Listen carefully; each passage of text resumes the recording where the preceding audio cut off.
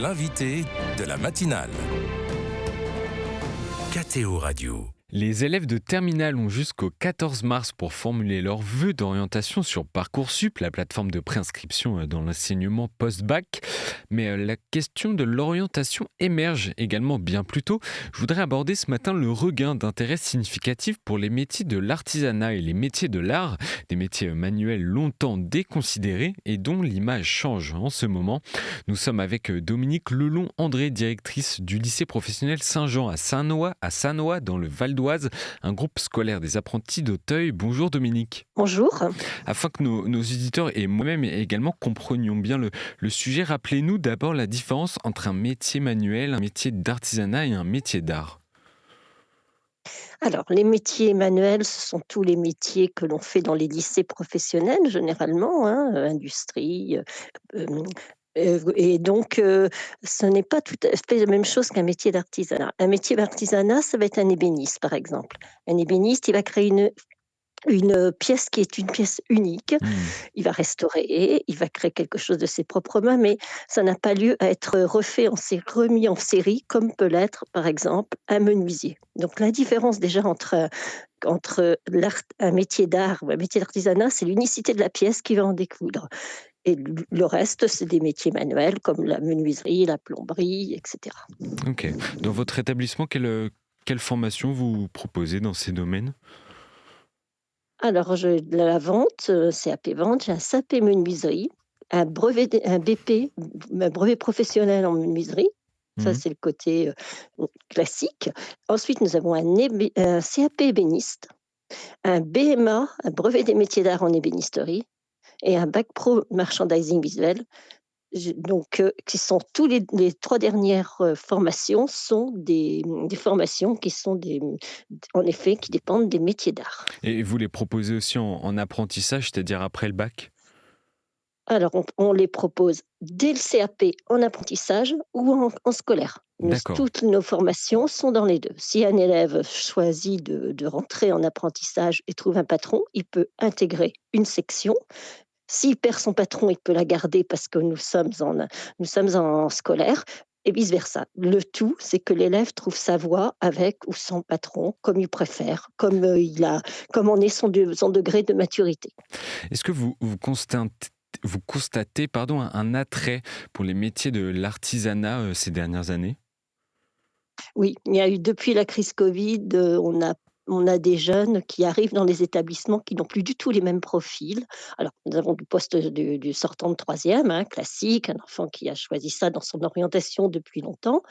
Des enfants qui découvrent aussi lors de mini-stages, qui se disent: «Ah ben, ça me plairait peut-être». Eh ben, une semaine de mini-stage leur permettre de découvrir le métier et de voir leur appétence et compétences dans le domaine. Et ensuite, on a des jeunes qui ont fait une école de commerce, qui ont fait une école autre, qui ont une licence et qui ont décidé, et ça c'est très post-Covid, de venir faire une formation par exemple en ébénisterie. C'est particulièrement fort pour l'ébénisterie, ça. Vous avez déjà eu des cas de personnes qui... Plusieurs, oui, des jeunes qui en fait n'ont plus 16 ans, mais qui décident de revenir après. Oui, j'en ai tous les ans. Ils représentent à peu près 40% de mes effectifs. Ah oui, tout de 35 à même. 40% de mes effectifs. Oui, c'est des enfants qui ont une autre formation, qui auraient pu faire autre chose. Ils font un CAP, souvent 1 an, parce qu'il y a toutes les matières générales, ils les ont, donc ils ne les font pas. En 1 an, ils font une formation de CAP ébéniste. Et on a eu de la demande pour de la formation professionnelle pour adultes aussi. Oui, ça vous Pareil, arrive aussi quelqu'un d'avoir des adultes qui n'étaient pas du tout, étaient peut-être même ingénieurs ou commerciaux et qui sont vraiment reconvertis dans un métier totalement différent. Ça vous arrive aussi ? On a eu de la demande, ça arrive aussi, oui. C'est donner du sens, je pense que le fait d'être dans les métiers d'art et de l'artisanat, de créer, quelquefois ça peut redonner du sens à la vie de quelqu'un qui dit: «Ben voilà, je travaille pour quelque chose, j'ai du plaisir à travailler, peut-être que je gagne un peu moins d'argent, mais je donne un sens». On a souvent une mauvaise image des CAP ou du lycée professionnel considérés comme des voies de garage. Est-ce qu'on a tort de voir ça comme ça. On a complètement tort. Le lycée professionnel, ça peut être une voie d'excellence, hein, et c'est vraiment, un élève qui c'est aussi une voie où il y a des parcours. C'est-à-dire que vous pouvez commencer avec un CAP, après vous avez le bac pro, vous avez le DM Maths, vous avez le B vous avez plein de formations qui mènent jusqu'à la licence pro. Donc, voire une école d'ingénieur après. Donc en fait, c'est simplement des formations qui sont faites sous forme de gradins. Vous avez un niveau, si vous voulez continuer, vous allez à l'autre niveau, puis encore à l'autre niveau, puis encore à l'autre niveau. Et en même temps, c'est Mmh. des formations qui permettent de travailler rapidement aussi et il y a de la demande. Surtout, il y a de la demande en menuiserie, en ébénisterie, il y a de la demande sur Est-ce le marché de l'emploi. est-ce que les jeunes qui, entrent dans votre établissement arrivent avec un projet professionnel déjà, bien défini? Généralement, pour les bacs pro, les CAP et les bacs pro, oui, parce que ça demande des compétences et des appétences qu'on ne découvre pas. Pour certains CAP, c'est pas le cas. Voilà. Certains, il y a une orientation à avoir. On n'a pas forcément choisi ce qu'on veut, donc on tente une formation, qui n'était pas choisie au départ. Mais pour tout ce qui est bac pro merchandising, menuiserie, ébénisterie, non, c'est vraiment une vocation de la part des élèves que j'accueille. Oui, au niveau des Moins le formations de cas en vente, l'artisanat, oui. par exemple. Voilà, moins le cas dans peut-être les formations tertiaires. Ouais, Voilà. ouais. OK, et le fait que, d'être un établissement des apprentis d'Auteuil, est-ce que ça implique des particularités pédagogiques? Alors sous les apprentis d'Auteuil, c'est 400 établissements et dispositifs sur toute la France, hein. Ça va de la crèche, jusqu'au post-bac, à l'insertion, à la protection de l'enfance et c'est, que 40 000 élèves que nous que nous accueillons, Mmh. voilà, dans nos établissements. Oui, le faire partie de la fondation d'Auteuil, c'est une fondation, donc c'est une très grande structure qui, au départ et qui continue aussi à accueillir des jeunes qui n'ont qui ne voient pas de sens trop aux apprentissages, hein, ou qui sont dans la protection de l'enfance. Et pour nous, c'est une ouverture aussi pédagogique. Ce sont des classes à petits effectifs. Mon lycée est un petit lycée, il y a 160 élèves en scolarité ou apprentissage et après il y a un propulse d'une cinquantaine d'élèves en préapprentissage. D'accord, On donc ils propulse sont pas peu nombreux, par classe? Ils sont peu nombreux. C'est un parcours personnalisé de chaque jeune, hein. Chaque jeune qui arrive dans notre établissement est reçu avec, son projet. On parle avec l'enseignant, avec la direction de son projet. Pourquoi il veut faire ça?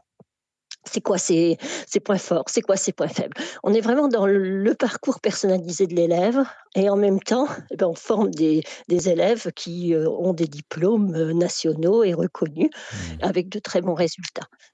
Vous parliez du sens, qu'on pouvait trouver dans les métiers de l'artisanat. Pourquoi, selon vous, Dominique, Leloup-André, pourquoi se sent-on valorisé quand on construit quelque chose de ses mains?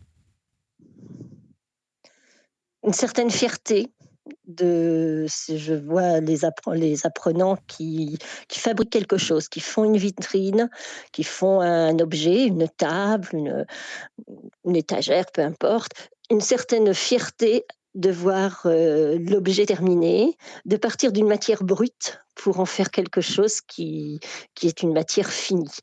Voilà, et quel que ce soit, même pour le bac pro merchandising, quelques éléments qui vont être dans une vitrine, ils en font des œuvres d'art. Voilà, et en plus, tous ces enfants peuvent participer, tous ces élèves apprenants peuvent participer au concours des meilleurs apprentis de France et tous les ans, nous envoyons des élèves au concours des meilleurs apprentis de France et là, c'est quand même, une consécration, nationale, hein. Il y a la semaine Mmh. dernière, j'avais une de mes élèves qui était médaille d'or D'accord. nationale au concours, voilà.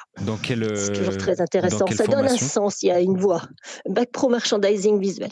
D'accord, OK, et elle a gagné la médaille d'or donc? Elle a gagné une médaille d'or nationale qui a Mmh. été remise au Châtelet la semaine dernière. D'accord. Voilà, et puis c'est le plaisir de fabriquer quelque chose, de partir d'une matière brute pour en faire une matière finie et un objet qui sera souvent un objet unique. Et même si vous êtes menuisier et que vous allez mettre des fenêtres dans une maison, vous avez la fierté de dire quelque chose: «C'est moi qui ai permis ça». Mmh. Chose peut-être qu'on avait peut-être un peu perdue ces dernières années, ou en tout cas qu'on perd dans certains métiers. Et Dominique Lelon-André, sortons-nous aujourd'hui du contexte sociétal qui entretient le mépris du travail manuel dans le système éducatif? Je pense que le travail manuel est mieux reconnu et les formations en lycée professionnel sont beaucoup mieux reconnues. Voilà. Et des élèves qui ont vraiment choisi leur voie, ce sont des élèves tout à fait heureux et qui sont capables de faire plein de choses, de créer plein de choses. Donc Ouais. oui, je pense qu'il y a une meilleure image du, du travail manuel dans notre société.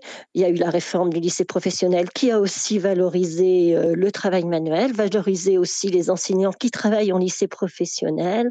C'est un tout. On peut dire depuis une dizaine d'années, voire une quinzaine d'années, c'est nettement, ça a une autre image dans la tête des personnes. C'est une réforme Et qui a encore été plus mise en depuis le place il y a Covid. quelques années?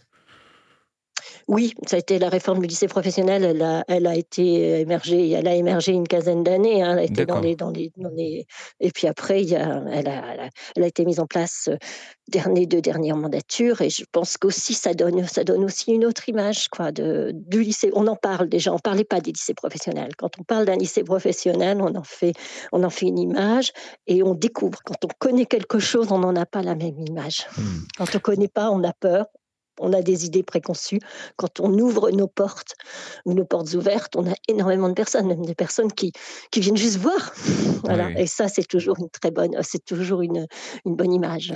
Mais justement, pour les jeunes ou les parents qui nous écoutent ce matin, sauriez-vous nous dire quelles sont les formations manuelles ou les métiers d'art qui offrent de bons débouchés, qui offrent du travail à la sortie? Tout ce qui touche, aux BTP, hein, les tout ce qui touche à la menuiserie, au BTP, à l'horticulture, aux espaces verts, à l'informatique, OK, même la vente. dans des formations comme, l'ébénisterie ou la menuiserie, des Mmh, formations vraiment de plaisir comme on l'a oui, c'est évoqué. On trouve du travail assez facilement avec ouais, ces ce formations? sont ce sont des métiers sous tension et on trouve du travail. On trouve et si après on veut aussi, changer de voie, on a fait une formation par exemple de c'est, une licence pro en menuiserie, hein, on peut très bien aussi après, travailler dans une entreprise, avoir son entreprise et puis être enseignant dans l'éducation nationale. Mmh. Donc en effet, il y a des parcours différents. Et En fonction de ce qu'on veut. et Mais un c'est sous tension, ce sont des métiers sous tension. L'électricité aussi est un métier sous tension. et un Le dernier mot pour nous dire, je crois que vous avez une journée de porte ouverte, bientôt dans votre établissement. Quand est-ce qu'elle a lieu? Elle a lieu le samedi 13 mars D'accord, de mémoire.